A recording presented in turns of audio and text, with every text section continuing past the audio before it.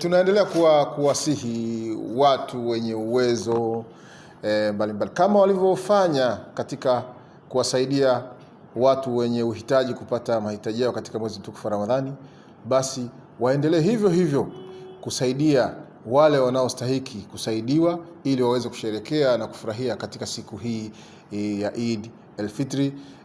Tusisahau ule wajibu wetu wa lazima wa kutoa zakatul fitri ambao ni wajibu kwetu, lakini pia tuwe na ziada pia kusaidia ziada ya wengine wengi ambao wapo na wanahitaji kusherekea nasi siku ya sikukuu.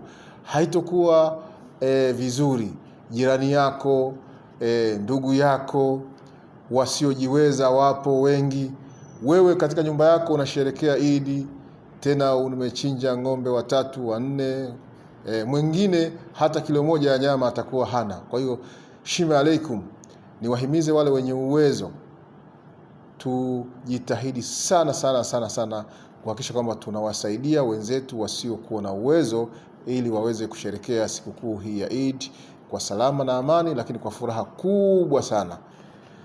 Sisi kama Baraza Kuu la Waislamu wa Tanzania BAKWATA, kwa niaba ya kiongozi wetu mkuu Samahati Mufti Dr. Abubakar Zuberi bin Ali Mbwana, tunaendelea kuwashukuru wale wote walioshiriki kuwafuturisha mayatima wasiojiweza na kuwasaidia wengi katika mwezi mtukufu wa Ramadhani. Basi tuungane katika kipindi hiki kuwasaidia mayatima wasiojiweza na wenye mahitaji maalum katika kufanikisha nao kusherekea sikukuu ya Eid al-Fitri kwa kuwapa mahitaji mbalimbali yakiwemo vyakula, vinywaji, lakini na mavazi mbalimbali, hasa kwa watoto wadogo ambao wanahitaji kusherekea Eid al-Fitri wakiwa na furaha na amani kama watoto wengine katika jamii zetu.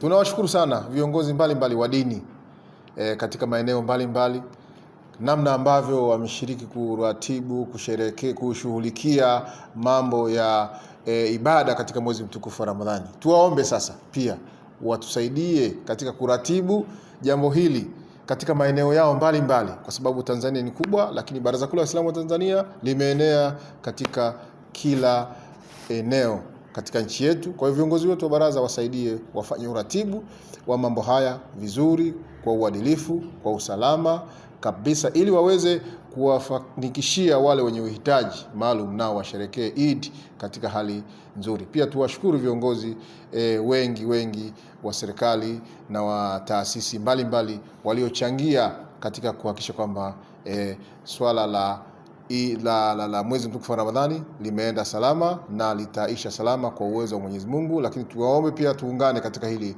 la kuwafanya wengine wasiojiweza na wenye mahitaji maalum na washerekee Eid katika furaha kama wengine. Wabillahi tawfik wa assalamu alaikum wa rahmatullahi wa barakatuh.